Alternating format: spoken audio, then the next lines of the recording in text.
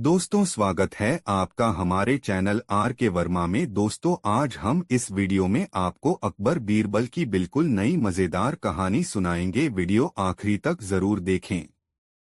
दोस्तों, एक दिन बादशाह ने बीरबल से पूछा, क्यों बीरबल, संसार के मनुष्यों की बुद्धि एक समान होती है व उसमें कुछ अंतर भी होता है? बीरबल ने जवाब दिया, पृथ्वीनाथ, क्या आपने इस कहावत को नहीं सुना है? सब सयानों का एक मत, यानी और सब बातों में तो लोगों की बुद्धि में विभेद पाया जाता है, परंतु स्वार्थ सिद्धि में सबकी मति एक समान ही देख पड़ती है। बादशाह बोला, भला यह कैसे हो सकता है कि बुद्धि तो जुदी जुदी हो और विचार सबका एक हो? बीरबल ने कहा, पृथ्वीनाथ, हाथ कंगन को आरसी क्या? यदि आपको प्रमाण की आवश्यकता हो तो मैं कल ही सिद्ध करके दिखला देने को तैयार हूँ। बादशाह ने कहा, बहुत बेहतर। दूसरे दिन प्रातःकाल बीरबल ने बादशाह की अनुमति प्राप्त कर सरकारी बगीचे का एक बड़ा हौज जो पानी से लबालब भरा था रिक्त करवा दिया और सारे नगर में ढिढोरा पिटवा दिया कि सब लोग अपने अपने घरों से एक एक घड़ा दूध लाकर हौज को भरें। फिर हौज के ऊपर एक सफेद चादर बिछवाकर उसे भलीभांति ढक दिया। ऐसी तरकीब कर बादशाह को देखने के लिए बुलवा भेजा। समय रात्रि का था। लोगों ने विचार किया कि जब हौज में इतना घड़ा दूध पड़ेगा तो भला उसमें एकाध घड़ा जल छोड़ देने से खराबी क्या खराबी होगी। इसी विचार से प्रत्येक घरों से दूध की जगह पानी ही डाला गया। अंधेरी रात में किसी को भी न सूझा कि हौज में सभी लोग पानी ही छोड़ रहे हैं। उनका निजी अनुमान था कि मेरे सिवा अन्य नागरिक हौज को दूध ही से भर रहे हैं। यदि किसी ने साहस कर देखा भी तो चादर की सफेदी के कारण दूध का भ्रम हो गया। पानी तो नीचे छिपा हुआ था। जब सवेरा हुआ तो बादशाह बीरबल के साथ हौज का दूध खने के लिए गया। बीरबल ने बागवान को हौज की चादर ठाने की आज्ञा दी। जब चादर उठा दी गई तो औज एकदम पानी से भरा हुआ निकला। उसमें दूध गलेश मात्र भी नहीं था। यह अजीब तमाशा देखकर बादशाह दंग हो गया और उसकी समझ में न आया कि आखिर मामला क्या है। जब बीरबल से उसका कारण छा गया तो वह बोला, गरीब परवर, आपने अपनी आंखों खलिया अब भी सब सयानों का एक मत वाली कहावत आनने को तैयार हैं व नहीं? बादशाह ने सशंक होकर उत्तर दिया, बीरबल, कहावत तो अक्षरशः सत्य प्रतीत होती है, परंतु फिर भी मैं पूर्णतया संतुष्ट नहीं हुआ हूँ, अतएव इसमें और भी खोजबीन करने की आवश्यकता प्रतीत होती है। अब मैं उसका वयं अन्वेषण कर लूंगा, तुझे कुछ करने की आवश्यकता नहीं है। बीरबल तो हृदय से बादशाह का भक्त था, इसलिए चुप हो गया। दूसरे दिन जब बादशाह सोकर उठा तो उसे वही आत वाली धुन समाई। वह अन्वेषण करने के अभिप्राय रे भेष बदलकर नगर की तरफ चला। कई चक्कर काटने के तद उसको एक मकान दृष्टिगत हुआ। इसकी दीवारें बहुत ऊंचो न थीं और न कोई टीम टाम की सजावट ही थी, परंतु मकान खूब साफ सुथरा था। बादशाह ने इसी मकान को अपने अन्वेषण का केंद्र ठहराया और द्वार पर पहुंचकर कान की घुंडी खड़खड़ाई। किवाड़ खुल गया। भीतर से एक आदमी ने पूछा, आप कहाँ से आए हैं और आपका यहाँ किससे और क्या प्रयोजन है? बादशाह बोला, मैं एक मुसाफिर हूँ, कल का इस शहर में आया हूँ। मैंने अपना डेरा सराय में डाला है। आज नगर देखने की इच्छा से निकला तो घूमते फिरते रास्ता भूलकर इधर आ पहुँचा। थकावट के कारण मेरे बदन में पीड़ा हो रही है, इसलिए कुछ समय तक विश्राम लेकर अपनी थकावट दूर करना चाहता हूँ। बादशाह के प्रस्ताव को मकान मालिक ने स्वीकार करते हुए उसे भीतर बुला लिया और एक चारपाई दिखलाकर विश्राम करने की आज्ञा दी। बादशाह चारपाई पर जा पड़ा और मकान मालिक अपना निजी काम करने लगा। जब वह सब कामों से निपट चुका तो मुसाफिर के पास आया और उससे कुछ खाने पीने का अनुरोध किया, परंतु बादशाह ने उसके प्रस्ताव को अस्वीकार कर दिया। उससे मकान मालिक से आपसदारी की बातें होने लगीं।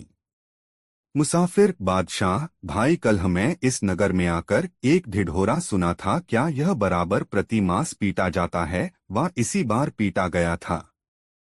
मैं बड़े आश्चर्य में पड़ गया हूँ कि इस ढिढोरे से बादशाह का क्या प्रयोजन है। मकान मालिक ने उत्तर दिया, नहीं भाई, पहले ऐसा कभी नहीं सुनने में आया था। कल ही अचानक यह नई बात सुनने में आई। मुझे इसका भेद कुछ भी नहीं मालूम है। उसने फिर पूछा, तो बादशाह इतने दूध को लेकर आखिरश करेगा क्या? मकान मालिक, भाई चाहे वह जो कुछ भी करे, परंतु मैं आपसे सत्य दो बतलाता हूँ कि मैं तो दूध की जगह हौज में पानी हो डाल आया था। मैंने देखा कि शहर में जब सभी लोग दूध की तलाश में है तो इतना दूध कहाँ से आवेगा, और यदि हजारों बड़े दूध में एक घड़ा पानी ही डाल दूंगा तो उससे क्या होता जाता है? बादशाह ने मुस्कराकर कहा, बेशक युक्ति तो आपने अच्छी निकाली, परंतु यह बात कहीं बादशाह की कानों तक पहुँचे तो फिर आपकी कौन सी दुर्गति हो, इस पर भी आपने कुछ विचार किया था? मकान मालिक ने कहा, भाई यह बात किसी प्रकार प्रकट नहीं हो सकती। बादशाह ने सोचा कि अब अपना असली स्वरूप इस पर प्रकट कर देना चाहिए ताकि अपनी धूर्तता पर इसे पश्चाताप हो। वह तुरंत अपना ऊपरी लिबास हटाकर शाही लिबास में प्रकट हुए। मकान मालिक बड़ा भयभीत हुआ और उसका मुख मलिन हो गया।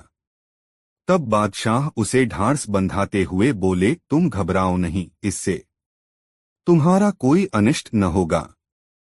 फिर असल बात तो यह है कि आपने अपने मूत्र से ही अपना दोष स्वीकार किया है। सुनो, मैं यहाँ किसी अपराधी को दंड देने के अभिप्राय से नहीं आया हूँ, केवल मुझे झूठ सब की जांच करनी थी। जो मैं शाही लिबास में आया होता तो यह बात मुझे न मालूम होती। इस प्रकार उस मकानदार को निर्भय कर बादशाह अपने चेहरे को फिर नकली लिबास में ढक लिया और उससे विदा हो एक दूसरे धनी के घर जा पहुँचे। यह धनी अपनी दयालुता के कारण सारे नगर में विख्यात हो रहा था। बादशाह ने उससे भी अपनी वही पहली युक्ति निकाली, यानी अपने को बहुत थका मांदा बतलाकर थोड़ी देर के लिए आश्रय मांगा। वह रईस बादशाह की थकावट सुन दद्याद्र होकर बोला, मियाँ मुसाफिर, यह घर आपका ही है, आप सानंद जितनी देर जी चाहे विश्राम कर लो। वह सामने कईरी चारपाइयाँ पड़ी हुई हैं, वहां पर आपको सब प्रकार का सुपास मिलेगा।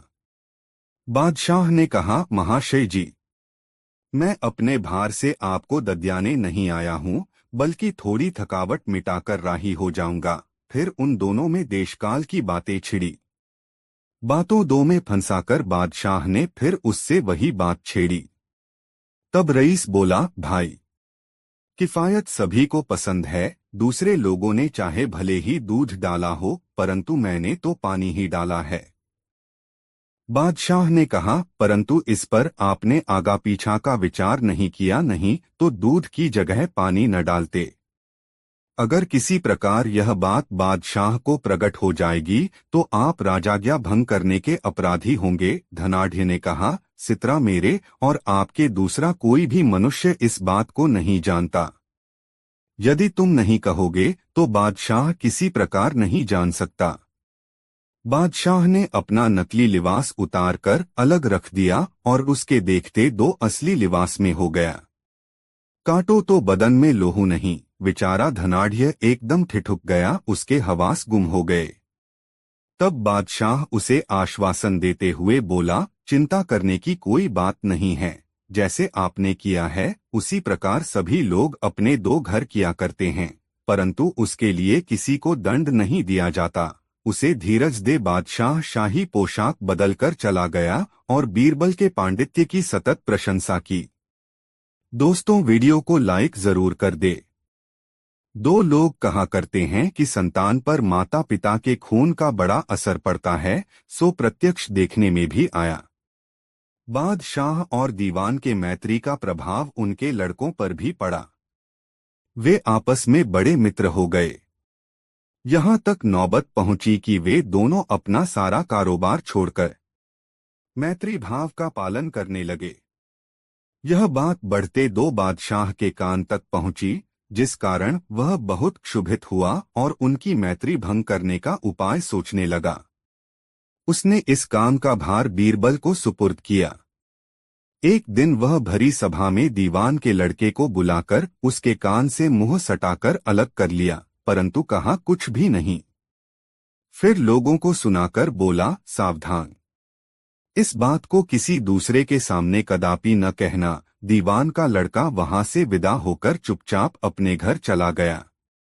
जब दोनों मित्र फिर अपने समय पर एकत्रित हुए तो शाहजादे ने पूछा, कहिए मित्र, आपके कान से लगकर कलह सभा में बीरबल ने क्या कहा था? तब दीवान के लड़के ने उत्तर दिया, मित्रवर, उसने मुझसे कहा तो कुछ भी नहीं, परंतु झूठ मूठ मेरे कान से मुंह लगाकर हटा लिया। शाहजादे ने कहा, मित्रवर, आज यह नई प्रणाली कैसी? आप तो कभी किसी बात की मुझसे छिपाव नहीं करते थे। शाहजादे के मन में इतने ही से खटका उत्पन्न हो गया, जिससे वह थोड़े समय में ही दीवान के लड़के से पृथक हो गया और फिर कभी उससे मित्रता न की। इधर से दिल का झुकाव हट जाने से उसका मन निजी कारोबार में लग गया। बादशाह ने बीरबल की इस बुद्धिमत्ता से बड़ा प्रसन्न हुआ और उसे खुश करने के लिए बहुत सा पुरस्कार दिया। दोस्तों, कहानी कैसी लगी कमेंट में जरूर बताएं। 3 अकबर बादशाह के दरबारियों में कितने मुल्ले भी शरीक थे।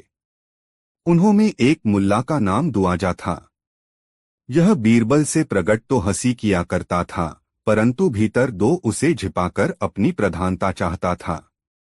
एक दिन जब दरबार भरा हुआ था, बादशाह ने सबके सामने बीरबल की पगड़ी देखकर उसको बड़ी तारीफ की। दुआजा बीरबल की इस प्रशंसा को सुनकर भीतर ही भीतर जल उठा, परंतु अपना भीतरी भाव छिपाकर बादशाह से बोला, यह कौन सी बड़ी बात है, मैं इससे भी अच्छी पगड़ी बांधकर दिखला सकता हूँ। मुल्ला को दूसरे दिन पगड़ी बांधने की कला दिखलाने की आज्ञा देकर बादशाह ने दरबार बर्खास्त किया। मुल्ला मन में मस्त था। प्रभात होते ही पगड़ी बांधकर सभा में हाजिर हुआ। बादशाह को मुल्ला के पगड़ी बांधने की कला पसंद आई और लोगों के सामने उसकी बड़ी प्रशंसा की। यहाँ तक कि उसकी पगड़ी को बीरबल की पगड़ी से भी अधिक विशेषता दी। तब बीरबल बोला, पृथ्वीनाथ, यह इनकी करतूत नहीं है, बल्कि इसका श्रेय इनकी स्त्री को मिलना चाहिए। उसी की मदद से मुल्ला साहब ने बाजी मार ली है। यदि मेरी बातों का यकीन न हो तो ये सबके सामने फिर से बांधकर दिखलाएं। मुल्ला की पगड़ी उतार दी गई, परंतु वे ऐनक की सहायता के बिना फिर वैसी पगड़ी बांध न सके, अतएव बादशाह के सामने बेचारे को चपड़ियाना पड़ा। इस पर बादशाह को बड़ो हंसी आई और बोला, धन्य है मुल्ला साहब, जो कर्म आपसे नहीं बन पड़ता वह जोड़ू से करवाते हैं। दोस्तों, इस वीडियो को लाइक जरूर कर दे और वीडियो कैसा लगा कमेंट में जरूर बताएं। एक दिन बादशाह बीरबल के साथ बाग में बैठा हुआ गपाष्ठक कर रहा था। गर्मी का दिन था।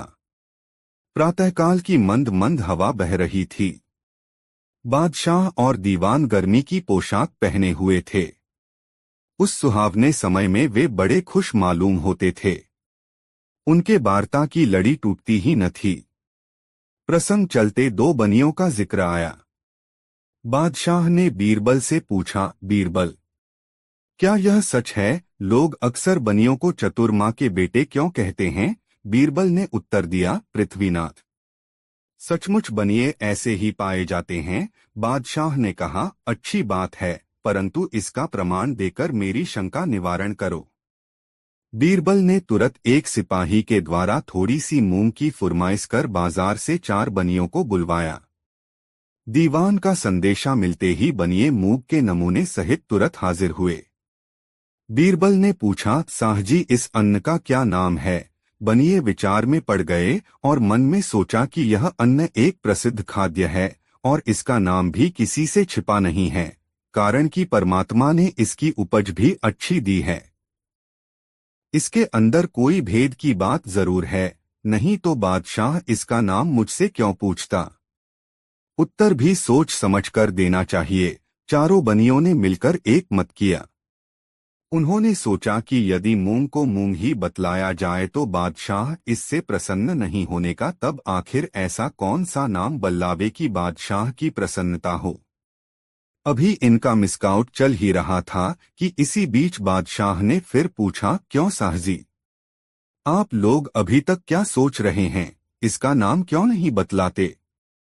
थोड़ी सी मूंग हाथ में उठाकर एक बनिए ने उत्तर दिया, पृथ्वीनाथ, यह तो मुझे उड़द जान पड़ती है। दूसरे ने कहा, यह मटर जान पड़ती है, परंतु मटर से छोटी है, इसका ठीक ठीक नाम स्मरण में नहीं आता। तीसरे ने कहा, यह मिर्च जान पड़ती है। उनकी ऐसी चौरंगी बातें सुनकर बादशाह ने कहा, तुम लोग मुझे खप्तुलवास जान पड़ते हो। यह मूंग है मूंग। बनियों ने कहा, हाँ गरीब परवर, वही वही जो आप कह रहे हैं। बादशाह ने फिर पूछा, वही वही क्या?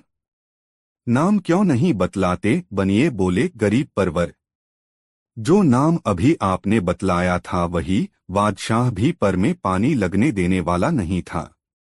उसने कहा, अभी मैंने किस चीज का नाम लिया था? बनिए फिर चालाकी खेल गए और बोले, गरीब परवर, हमको विस्मरण हो गया है।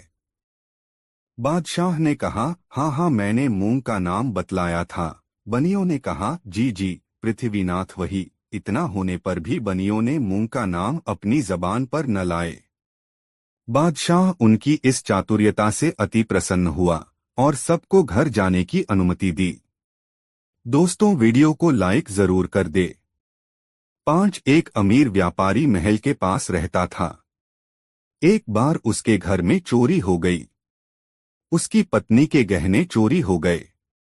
व्यापारी को शक था कि चोर उसके नौकरों में से कोई है। वह बीरबल के पास गया, उसे अपने घर में हुई चोरी और अपने शक के बारे में बताया। बीरबल व्यापारी के घर गया। उसने सब नौकरों को इकट्ठा किया और जोर से पूछा, घर से गहने किसने चुराए हैं? सभी नौकरों ने सिर हिलाकर चोरी से इनकार किया। एक पल के लिए बीरबल ने कुछ सोचा, फिर सभी नौकरों को एक जितनी लंबाई की एक एक लकड़ी दी और जोर से कहा, असली चोर की लकड़ी कल सुबह तक अपने आप 2 इंच बढ़ जाएगी। कल सुबह तुम सब अपनी अपनी लकड़ी लेकर यहाँ आना। सभी नौकर अपने अपने घर चले गए। दूसरे दिन वे सब फिर वहां इकट्ठे हो गए। बीरबल ने सबको अपनी अपनी लकड़ी दिखाने को कहा। एक नौकर की लकड़ी 2 इंच छोटी थी। बीरबल ने जोर से कहा, यही चोर है। जेल के दरबान उस नौकर को पकड़ कर ले गए। व्यापारी ने बीरबल से पूछा, आपने उसे कैसे पकड़ा? बीरबल ने उत्तर दिया, यहाँ आने से पहले असली चोर ने अपनी लकड़ी को 2 इंच काट लिया था। उसे डर था कि उसकी लकड़ी सुबह तक 2 इंच बढ़ गई होगी। दोस्तों, कहानी कैसी लगी कमेंट में जरूर बताएं। 6 एक दिन बादशाह अकबर ने अपने कुछ खास मित्रों को दावत के लिए आमंत्रित किया। बीरबल भी वहां थे। कई प्रकार के लजीज व्यंजन परोसे गए थे और सभी ने दावत का लुत्फ लिया।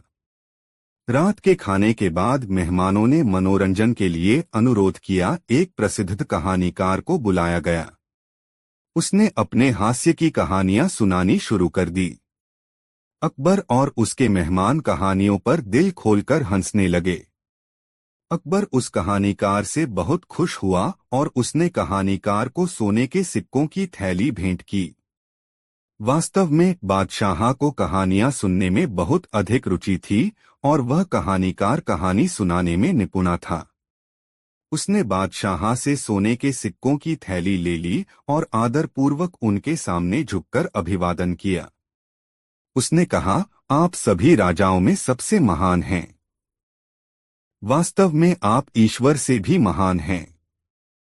जैसे ही कहानीकार ने यह बात कही, दरबार में सन्नाटा छा गया। मंत्रियों ने सोचा, ईश्वर से महान? एक हंसन ईश्वर से महान कैसे हो सकता है? कहानीकार ने जो कुछ भी कहा उसे सुनकर अकबर बहुत खुश हुआ। हालांकि वह जानता था कि कहानीकार प्रशंसा के साथ कुछ ज्यादा ही बोल गया, पर अपने आसपास के चेहरों को हैरान देखकर हंसने लगा। उसने कुछ मजा लेने का सोचा। जब कहानीकार चला गया, तब बादशाह अपने मेहमानों और मंत्रियों की तरफ मुड़ा और बोला, उस आदमी ने जो कुछ भी कहा है, क्या आप सभी उससे सहमत हैं?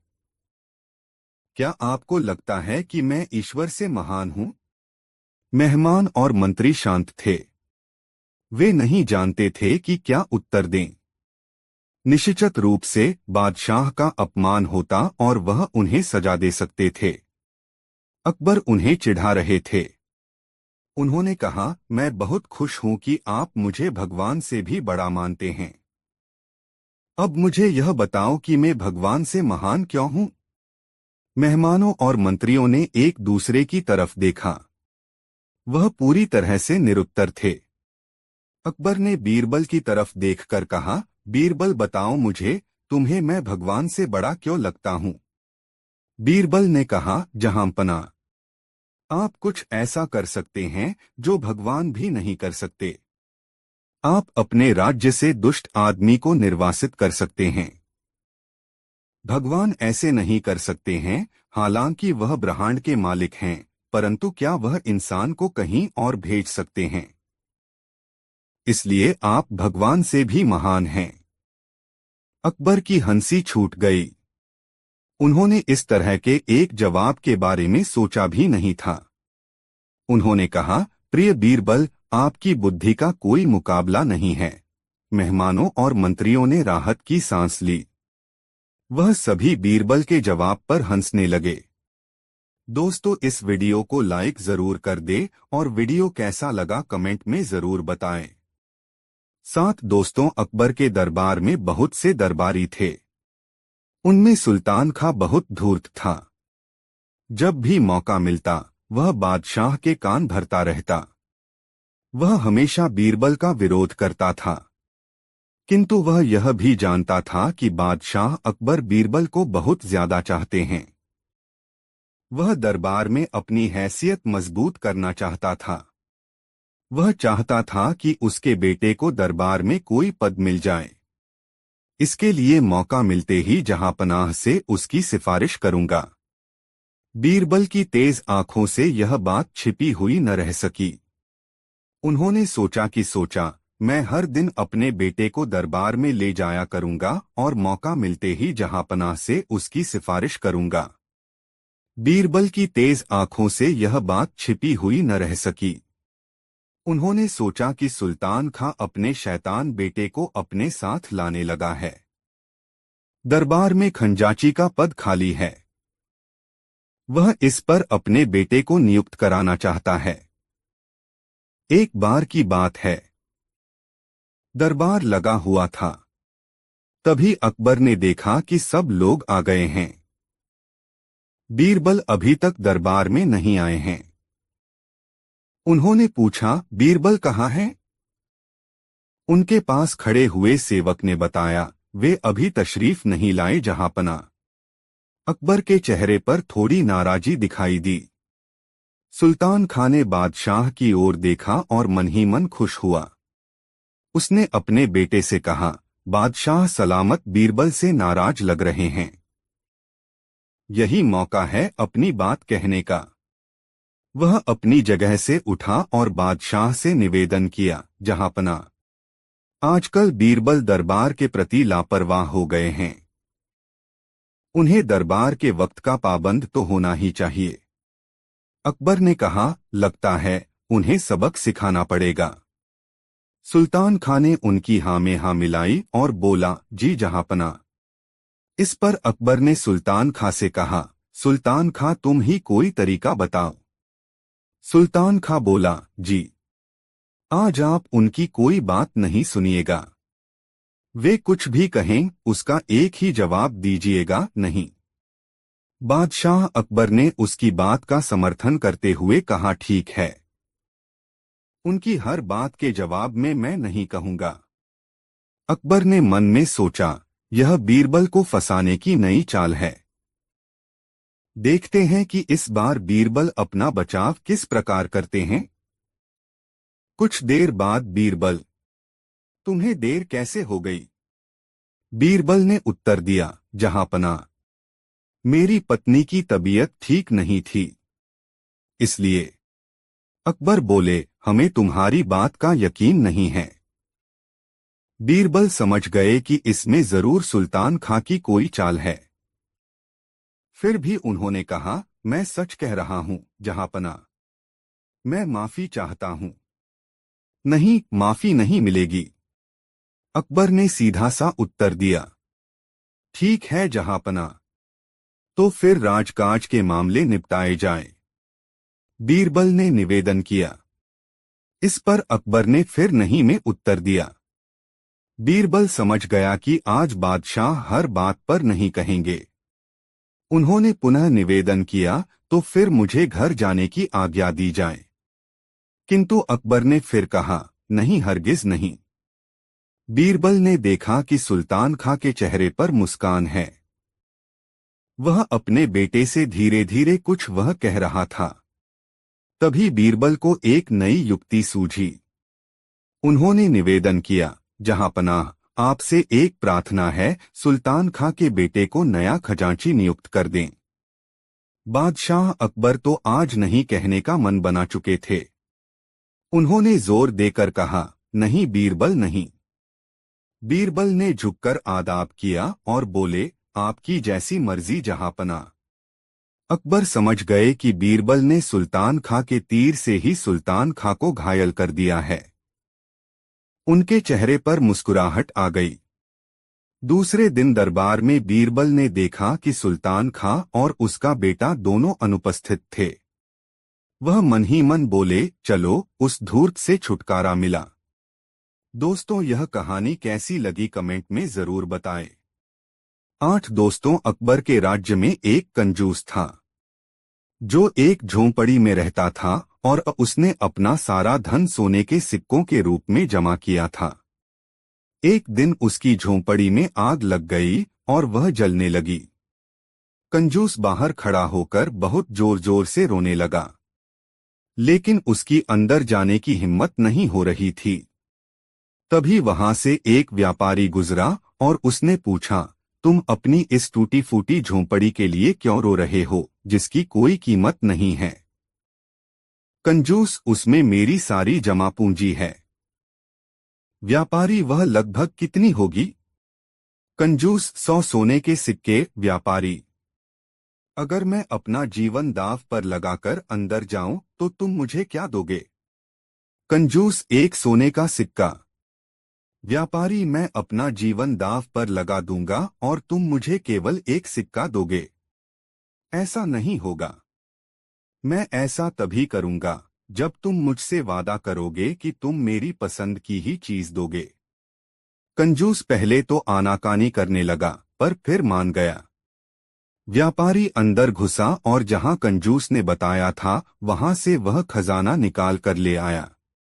व्यापारी उस व्यक्ति से बोला, तुमने कहा था मैं तुम्हें वही दूंगा जो मुझे पसंद होगा।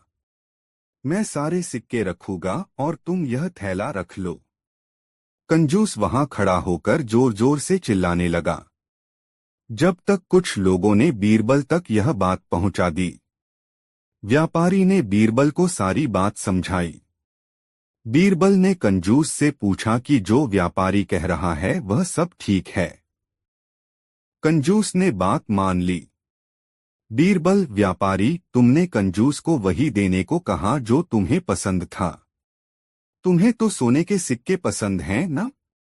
व्यापारी, हाँ, लेकिन बीरबल, अगर तुम्हें सिक्के पसंद हैं तो तुम वो उस व्यक्ति को दो। व्यापारी को आखिर ऐसा करना पड़ा। शिक्षा, हमें अपने शब्दों का चयन समझदारी से करना चाहिए, वरना हम परेशानी में आ सकते हैं। भाषा हमारे विचारों के संप्रेषण का एकमात्र स्रोत है, लेकिन अगर हम इस संप्रेषण में शब्दों का चयन सोच समझकर न करें तो पूरी बातचीत में केवल समय व कभी कभी धन की बर्बादी भी हो सकती है। दोस्ती, वीडियो को लाइक जरूर कर दे। 4 बीरबल के साथ अकबर की एक नई कहानी। एक बार अकबर ने एक सोने का प्याला बनवाया और इसे अपने दरबार में रखवाया। अकबर ने सोचा कि यदि कोई बता सकता है कि इसमें कितने लीटर सोना है तो उसे यह प्याला उपहार में मिलेगा। इस पर बीरबल ने कहा, हुजूर, मैं इसे उल्टा लेकर इसका वजन नाप सकता हूं। अकबर ने सहमति दी और बीरबल ने प्याले को उल्टा कर लिया। बीरबल ने फिर एक बड़ी थाली लेकर उसमें सोने को डाला और फिर प्याले को उसमें तेल डालकर तेल की निकासी की। इसके बाद बीरबल ने जल्दी से थाली का वजन नापा और फिर प्याले का वजन नापा। बीरबल ने अकबर से कहा, हुजूर, इसमें 10 किलो सोना है। अकबर ने हैरानी से पूछा, कैसे पता चला? तो बीरबल ने जवाब दिया, हुजूर, जैसे ही मैंने प्याले को तेल में डाला, इसने तेल का वजन बढ़ा दिया, और जब मैंने प्याले को थाली में डाला, उसके वजन से तेल का वजन काट दिया। इससे सोने का सटीक वजन पता चल गया। अकबर ने बीरबल की चालाकी को सराहा और उन्होंने उसे इस प्याले का इनाम दिया। इस प्रकार बीरबल ने अकबर के सवाल का बेहतर और होशियार तरीके से जवाब दिया। दोस्तों, वीडियो को लाइक जरूर कर दे। 5 बीरबल और अकबर की एक नई कहानी। एक दिन बादशाह अकबर ने अपने दरबार में एक परीक्षण रखा। उन्होंने सभी विशाल खजाने को देखा और कहा, जो भी मेरे लिए सबसे अनमोल वस्त्र लाएगा, उसे बहुत बड़ा इनाम मिलेगा। सभी मंत्रियों ने बहुत सोच समझकर अपने सबसे शानदार कपड़े लाए, परंतु अकबर ने उन्हें संतुष्ट नहीं किया। बीरबल ने आते हुए उनसे पूछा, समस्या क्या है हुजूर? अकबर बोले, मुझे उसका वस्त्र चाहिए जो किसी भी अन्य वस्त्र से अधिक अनमोल हो। बीरबल ने मुस्कुराते हुए कहा, हुजूर, मैं एक सुझाव देना चाहूं। आइए आपको वह वस्त्र दिखाता हूं जिससे आप पूरी दुनिया को हराने में समर्थ हो जाएंगे। बीरबल ने एक आदमी को बुलवाया, जिसने अकबर के सामने एक खास वस्त्र पेश किया। यह वस्त्र एक जादुई चश्मा था, जिससे जो भी देखता, उसे वह सबसे अनमोल चीज की तस्वीर नजर आती थी। अकबर ने इसे देखा और बड़े आनंद से उसे स्वीकार किया। बीरबल के इस उपाय ने उन्हें पूरी दुनिया की सबसे अनमोल वस्त्र प्राप्त करने में सफल बना दिया। इस प्रकार बीरबल ने अकबर की समस्या को समझा और उसके लिए एक अद्वितीय हल प्रस्तुत किया। दोस्तों, वीडियो को लाइक जरूर कर दे।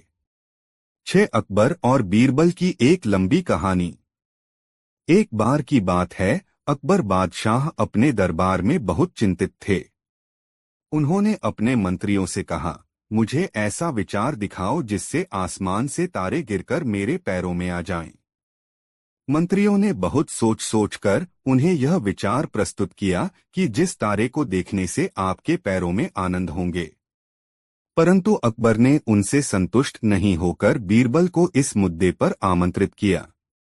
बीरबल ने अकबर के आदेश पर आकर कहा, हुजूर, अगर आप मुझे थोड़ी देर की अनुमति दें तो मैं इस समस्या का समाधान जल्दी कर सकता हूं। अकबर ने बीरबल की सुनी और उन्हें समय दिया। बीरबल अपनी बुद्धि के साथ एक दिन की यात्रा पर निकला।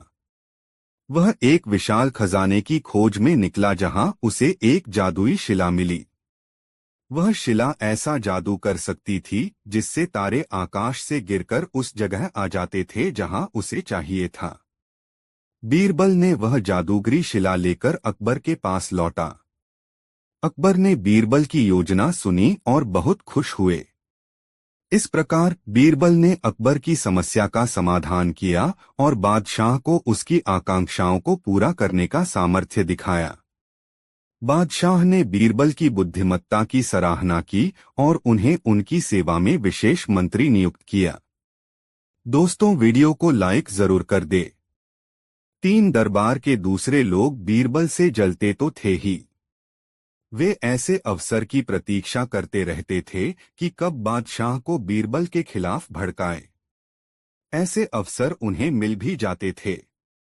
एक बार लोगों के कहने से बादशाह ने कहा, बीरबल, तुम्हारी शिकायत मिली है। जी, लोग कहते हैं बीरबल इतना गुणी नहीं है जितना सरकारी कोष से धन प्राप्त करता है। जी, क्या यह सच है? जी, यानी तुम स्वीकार करते हो? जी, क्या जी जी करते जा रहे हो? क्या तुम मानते हो कि तुम मूर्ख हो? जी हाँ। जब तुम मूर्ख हो तो क्यों सरकारी खजाने पर बोझ बने हो? छुट्टी करो। मर्जी है आपकी, जहांपना। ठीक है, 1 महीने के लिए हम तुम्हें हटाकर देख लेते हैं। जो हुक्म जहाँपना। ठीक है, तो कल से तुम जहां भी चाहो जा सकते हो और सदा के लिए जाना चाहो तो चले जाना। आपका हुक्म सर। आंखों पर। बीरबल वहां से कहीं अज्ञातवास में चले गए। बीरबल का अभाव बादशाह को जल्दी ही खलने लगा। उनके बिना बादशाह का न तो मन ही लगा और न दरबार में वह रौनक रही। दरबार में बहुत से फैसले गलत होने लगे। हास्य की जो गंगा बहती थी वह भी सूख गई। बादशाह उदास रहने लगे। उन्होंने बीरबल को ढूंढना शुरू कर दिया, परंतु उसे ढूंढा न जा सका। बादशाह ने उसे ढूंढने की एक तरकीब निकाली। उन्होंने ऐलान किया कि उनके राज्य के लोग अपने साथ आधी धूप आधी छाव लेकर अपने अपने क्षेत्र के सदर मुकाम पर पहुंचें। पूरे राज्य में केवल एक गांव ही ऐसा पाया गया जहां के लोग अपने सदर मुकाम पर आधी धूप और आधी छाव लेकर पहुंचे। वे लोग अपने अपने सिर पर ऐसी चारपाइयां उठाए हुए थे जो इस तरह बुनी थीं कि उनमें बड़े बड़े छिद्र थे। उनकी परछाई में धूप का भाग भी था। बादशाह को अपनी सूझ से आंशिक सफलता मिली। उन्हें विश्वास हो गया कि इस गांव में कोई बुद्धिमान व्यक्ति रहता है।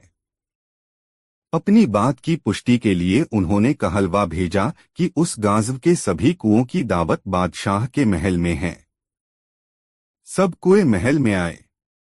गांव वालों ने दावत में अपने कुएं न भेजे तो सजा दी जाएगी। गांव वाले घबरा गए, परंतु उस गांव में तो बीरबल था।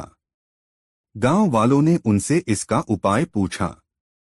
बीरबल ने कहा, चिंता मत करो, यह कठिन नहीं है। क्या किया जाए? बादशाह का आदेश है कि कुएं दावत में न भेजे तो सजा दी जाएगी। आप कहते हैं कठिन प्रश्न नहीं है। आसान बात है, घबराए नहीं। तो बताइए ना। बादशाह के पास खबर भेज दो कि दावत में आने के लिए हमारे सब कुएं सहमत हैं, मगर उन्होंने एक शर्त लगाई है। हमारे कुएं तभी उस दावत में आएंगे जब उन्हें बुलाने के लिए बादशाह के महल का कुआं आएगा। वे आदमी के साथ या अकेले नहीं आएंगे। वे भी इज्जतदार कुएं हैं। बादशाह को अब संदेह न रहा कि उस गांव में बीरबल मौजूद है। उन्होंने पत्र भेजकर बीरबल को बुला लिया। बादशाह प्रसन्न हो गए। वे बीरबल के बिना बहुत परेशान हो रहे थे। दोस्तों, इस वीडियो को लाइक जरूर कर दें। 4 बादशाह ने एक दिन पूछा, सबसे कृतज्ञ कौन और सबसे कृतघ्न कौन है? बीरबल ने कहा, इसका उत्तर मैं दरबार में दूंगा। कई दिनों के बाद बीरबल दरबार में 2 प्राणियों को लाया। उनमें एक कुत्ता था और दूसरा जमाई। बादशाह ने पूछा, ये कौन हैं? और यह कुत्ता क्यों लाए हो? बीरबल ने उत्तर दिया, जहाँपना, एक कृतज्ञ है और दूसरा कृतघ्न है। मतलब समझाओ। ये कुत्ता वफादार है, स्वामिभक्त और कृतज्ञ है। इसे गलती पर मारा पीटा जा सकता है, तब भी कुछ देर बाद दुम हिलाएगा, आपके हाथ चाटेगा। यह बड़ा कृतज्ञ होता है। दूसरा यह जमाई है। इसे बेटी दे दो, सब कुछ दे दो, परंतु इसे सब्र या संतोष नहीं होता, तब भी अकड़ा रहेगा। यह कृतघ्न होता है। बादशाह को क्रोध आ गया। उसने आदेश दिया, जमाई को फांसी दे दी जाए। बीरबल बोले, जहाँपना, यह गलत है। इसे फांसी देना उचित न होगा। क्यों? क्योंकि मैंने अपने ही जमाई के लिए नहीं कहा। यह बात हर जवाई पर लागू होती है। किस किस को फांसी देंगे? आप सभी किसी न किसी के जमाई हैं। मैं भी हूं और आप भी। बादशाह चौंक पड़े। वह सोच भी नहीं पाए थे कि जमाई तो वह भी हैं। जमाई तो बीरबल भी है। बादशाह अकबर और सभी दरबारी जोर जोर से हंसने लगे। बादशाह ने बीरबल के जमाई को माफ कर दिया और हमेशा की तरह बीरबल की बुद्धिमानी से प्रभावित हो गए। दोस्तों, वीडियो कैसा लगा कमेंट में जरूर बताएं।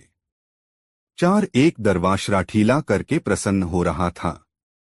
किसी दरबारी को ठिठोली कबार बादशाह अकबर के दरबार में हास परिहास का दौर चल रहा था।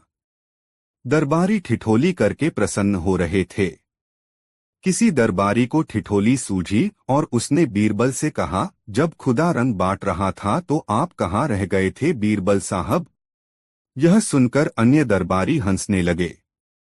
बादशाह भी हंसे बगैर न रह सके। बादशाह सहित सभी दरबारी गोरे रंग के थे, उन सब में केवल बीरबल का ही रंग सांवला था। दरबारियों को लगा आज बीरबल की हेठी अवश्य होकर रहेगी। बादशाह भी पूछ बैठे, हाँ हाँ बीरबल बताओ, जब खूबसूरती बंट रही थी तब तुम कहाँ रह गए थे? दरबारी आशा कर रहे थे कि अब बीरबल कहेंगे मेरी बदसूरती में मेरा क्या दोष है। माँ बाप और संस्कार इसकी वजह हैं। मगर बीरबल तो बीरबल थे, उन्होंने बादब खड़े होकर कुछ दूसरी ही बात कही।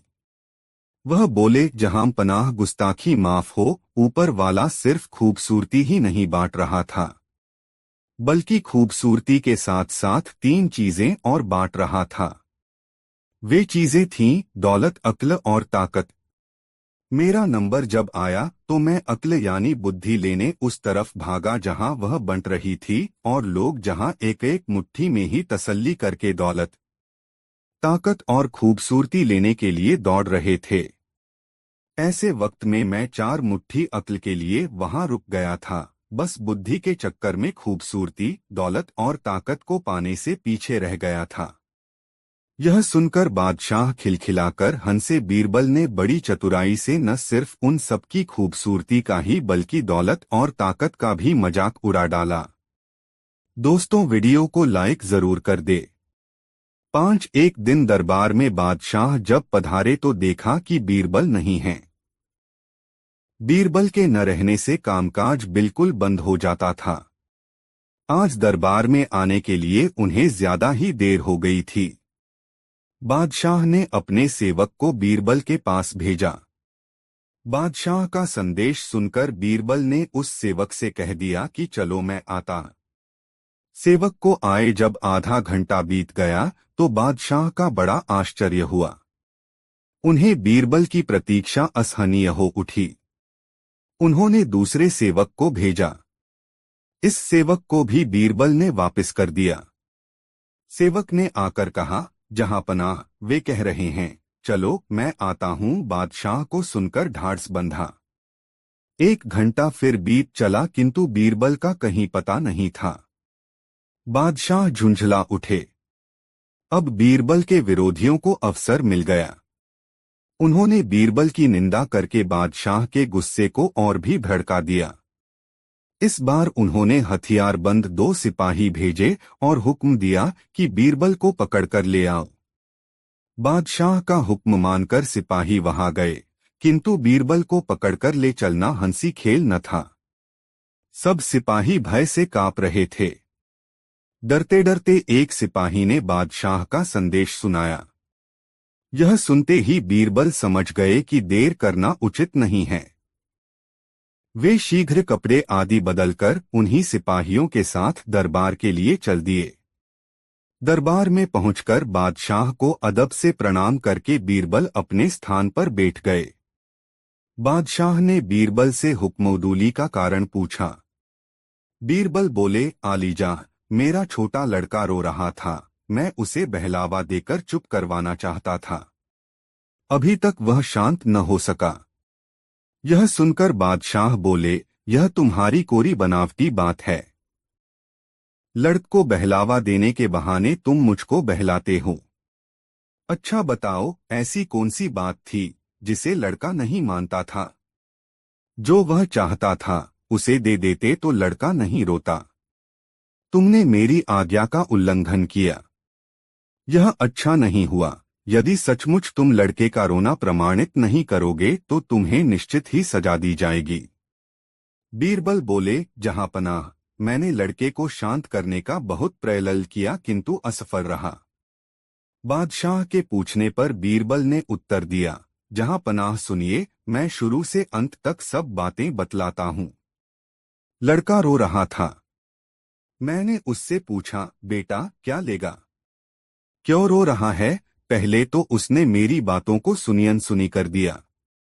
जब मैं लगातार पूछता ही रहा तो वह बोला, गन्ना लूंगा। मैं उसे लेकर बाजार गया। मैंने उससे कहा, जो चाहे ले लो, किंतु उसे संतोष न हुआ और बोला, तुम ही अच्छे गन्ने निकाल दो। मैंने वैसा ही किया किंतु उसे तो रोने को धुन सवार थी। वह फिर रोने लगा। पूछने पर ज्ञात हुआ कि छिलवाकर गंडेरिया बनवाकर खाना चाहता है। मैंने पुनः वैसा ही किया। गंडेरिया चूसते चूसते जब पेट भर गया तो उसने चूसने से इनकार कर दिया। मैंने अन्यत्र बहलाने का बहुतेरा उपाय किया किंतु असफल रहा। कुछ देर चुप रहने के बाद उसने फिर रोना शुरू कर दिया। मैंने रोने का कारण पूछा। उसने कहा, चूसी हुई गंडेरियों के छिलके को जोड़कर पहले जैसा ही गन्ने का बंडल तैयार करो। मैंने बहुत समझाया बुझाया पर सब बेकार था। लाचार होकर मैंने मजबूरी प्रकट की। तब वह बोला कि जब तक इन्हें वैसा नहीं बना दोगे तब तक मैं रोना नहीं छोड़ूंगा। अब आप ही बताइए कि मैं उसे कैसे बहला दूं। बादशाह घटना सुनकर बड़े चकित हुए। वह बीरबल से बोले, सच है, बच्चों को खुश करना बड़ा ही कठिन है। बादशाह का गुस्सा शांत हो गया और वे बीरबल के सत्य भाषण से बहुत खुश हुए। दोस्तों, वीडियो को लाइक जरूर कर दे, कमेंट में बताएं वीडियो कैसा लगा। एक दिन अकबर अपने दोस्तों के साथ बैठकर बातचीत कर रहे थे और उनके आसपास पूरे देश के समझदार, अच्छे और सृजनात्मक व्यक्ति थे। वे कह रहे थे, अकबर ने बीरबल को थप्पड़ मारा बिना किसी कारण के। लेकिन बादशाह को तो कोई थप्पड़ नहीं मार सकता, लेकिन वह थप्पड़ कहाँ गया? तभी बीरबल ने अपने साथ खड़े व्यक्ति को थप्पड़ मारा। सबने सोचा, यह तो अजीब है। अब जिस व्यक्ति को थप्पड़ लगा उसने अनोखा उत्तर दिया। उसने पूछने की बजाय अपने साथ खड़े व्यक्ति को थप्पड़ मारा। और उस व्यक्ति ने सोचा शायद यह दरबार का चलन है, तो उसने अगले व्यक्ति को थप्पड़ मारा। इस तरह थप्पड़ पूरे दरबार में फैल गया। उसी रात अकबर की पत्नी ने उन्हें थप्पड़ मारा। तब उन्होंने पूछा, आपने मुझे क्यों मारा? वह बोली, यह क्या प्रश्न है? यह तो एक खेल है। अकबर बोले, तुम्हें किसने कहा यह एक खेल है? वह बोली, हमने पूरा दिन सुना कि आपके दरबार में एक अनोखा खेल शुरू हुआ है, जिसका नियम यह है कि जो आपको मारे आप उसे वापस नहीं मार सकते, आपको किसी और को ढूंढना पड़ता है। और किसी ने मुझे थप्पड़ मारा, इसलिए आपका थप्पड़ आपके पास वापस आ गया। अब खेल पूरा हुआ। इस कहानी से शिक्षा, हर तरह के चाल ढाल और काम की अनचाही शुरुआत होती है। इस संसार में हजारों खेल चल रहे हैं जिसके हम सब भागीदार हैं। थप्पड़ या फिर कोई अच्छा परिणाम आप तक देरसवेर पहुंच ही जाता है। वह कहाँ जाएगा? अच्छे कार्य आपको इनाम दिलाते हैं, जबकि आपके बुरे विचार या कार्य आपको सजा भी दिलाते हैं। शायद हम भूल जाते हैं हमने कब शुरुआत की। संसार बड़ा है, आप तक लौटने में समय लगता है, लेकिन हर चीज अपने स्रोत तक वापस आ जाती है। यह जीवन के मूल नियमों में से एक है। 100 दोस्तों, वीडियो को लाइक जरूर कर दें। साथ एक बार बादशाह अकबर ने दरबार में यह घोषणा कार्रवाई की उनका पोता पूरे देश में सबसे सुंदर बच्चा है। वह अपने नवजात पोते को बहुत प्यार करते थे। अकबर अपने पोते से इतना अधिक प्यार करते थे कि उस बच्चे के जन्म के बाद अकबर मुश्किल से सम्राट के रूप में अपने कर्तव्यों पर ध्यान केंद्रित कर पा रही थे। वह बच्चे के साथ पूरा दिन खेलते रहते थे।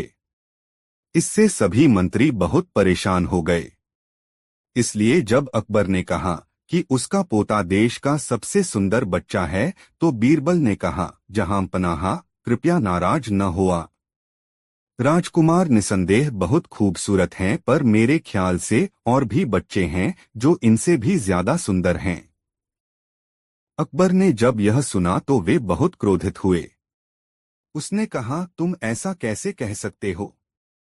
मैं सभी मंत्रियों को यह आदेश देता हूं कि वह उस बच्चे को लेकर आएं जिसे वह सांप से ज्यादा सुंदर समझते हैं। यदि वह बच्चे मेरे पोते से ज्यादा सुंदर हुए तो मैं सहमत हो जाऊंगा, जैसा बीरबल ने कहा है। इसलिए अगले दिन हर मंत्री अपने साथ एक बच्चा लेकर दरबार में आया, पर बीरबल कहीं दिखाई नहीं दे रहा था। फिर कुछ समय के बाद बीरबल दरबार में आया। वह पसीने से भीगा हुआ था। अकबर ने पूछा, कहाँ है वह बच्चा जिसे तुमने मेरे पोते से ज्यादा सुंदर बताया था? बीरबल ने कहा, महाराज, मैंने दरबार में बच्चे को लाने की कोशिश की, लेकिन उसकी माँ ने मुझे ऐसा करने नहीं दिया। यदि आप एक सामान्य इंसान की तरह तैयार हो सकते हैं, तो हम बच्चे को दिखने के लिए जा सकते हैं। अकबर और उसके कुछ मंत्रियों ने सामान्य लोगों की तरह कपड़े पहन लिए और बीरबल के साथ उस बच्चे को देखने चल पड़े। लंबे समय तक चलने के बाद वे एक झोपड़ी के पास पहुंचे। एक बच्चा झोपड़ी के बाहर गंदगी के ढेर पर खेल रहा था। वह गंजा था और धूल में लिपटा हुआ था। उसकी एक आंख दूसरी आंख से छोटी थी और उसकी नाक से पानी गिर रहा था। अकबर ने बीरबल से कहा, आपको लगता है कि यह बच्चा राजकुमार से अधिक सुंदर है? यह तो बहुत ही बदसूरत है। जैसे ही अकबर ने यह कहा, बच्चे की मां झोपड़ी से बाहर आ गई। वह उस आदमी पर बहुत गुस्सा होने लगी जो उसकी झोपड़ी के समाने खड़ा होकर उसके बच्चे को घूर रहा था। उसने कहा, तुम कौन हो? तुम्हारी हिम्मत कैसे हुई मेरे बच्चे को बदसूरत कहने की? निकल जाओ यहाँ से। और फिर उसने बच्चे को गोद में उठा लिया, अपने साड़ी के पल्लू से उसका चेहरा पोंछते हुए उसे चूम लिया। उसने बच्चे से कहा, मेरे प्यारे बेटे, इन लोगों को मत सुनो, तुम इस देश में सबसे सुंदर बच्चे हो। और वह छोटे बच्चे को अंदर ले गई। अकबर समझ गया कि बीरबल क्या कहना चाहता था। उसने कहा, अपने माता पिता के लिए हर बच्चा देशा में सबसे सुंदर होता है। बीरबल मुस्कराया और कहा, और समय आने पर अपने दादा दादी के लिए भी। दोस्तों, ऐसी और मजेदार कहानी सुनने के लिए हमारे चैनल RK वर्मा को सब्सक्राइब जरूर कर ले और इस वीडियो को अपने दोस्तों को जरूर शेयर करें। वीडियो देखने के लिए धन्यवाद।